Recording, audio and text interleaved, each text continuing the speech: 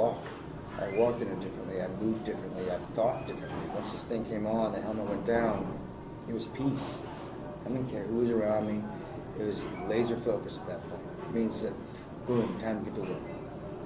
And then it's just like looking for snipers, going down, getting died. Then it just became laser. And I don't remember, in my hotel room, like learning the lines for that day or preparing in any way. The only preparation is like, okay, what can I do best to not pass out?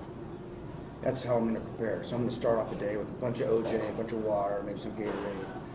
That'll start me off today. That's how I prep for each day, and then just went and did it. What was the longest you were in that suit at any one time? Maybe half hour. But still, but then I would take off the between takes. The helmet was heavy enough on its own, so that would cool me down a bit.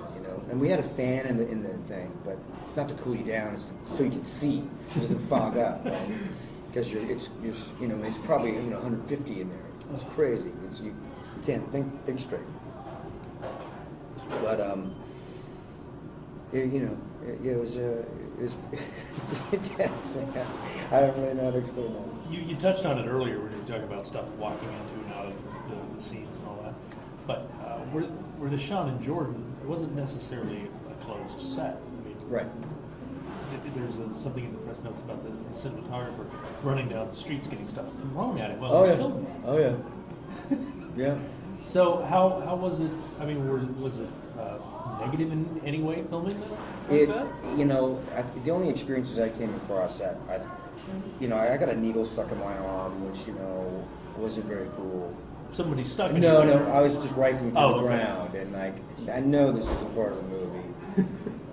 I'm like, dude. All right, and then kids, being kids, throwing rocks, and then they're giving you a big hug and kiss at the same time. So they're just playing and goofing around, fooling, So it's always in my mind, though, wondering, because we're shooting in Palestinian refugee camp. We're shooting 3 kilometers from the Iraqi border. We're shooting in not really wonderful areas of Jordan, which is actually very beautiful.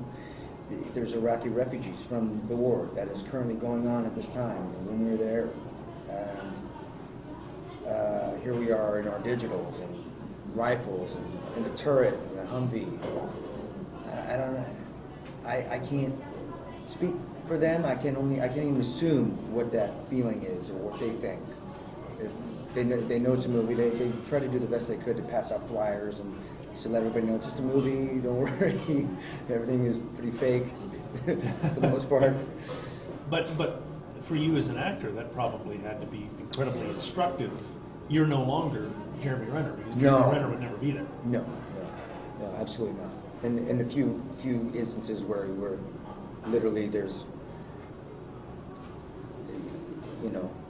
like I'm in not a really great area and I'm not feeling very welcome there, and which is totally fine, totally fine. It's like high school for me. Yeah, right.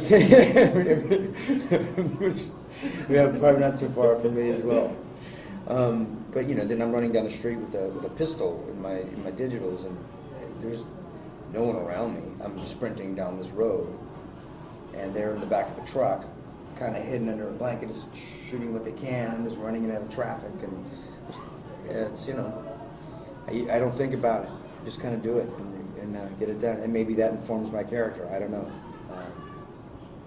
It certainly was a few very interesting moments. Probably could have been scary if I thought about it. Thinking about it now, it should have been scary. But I was never afraid.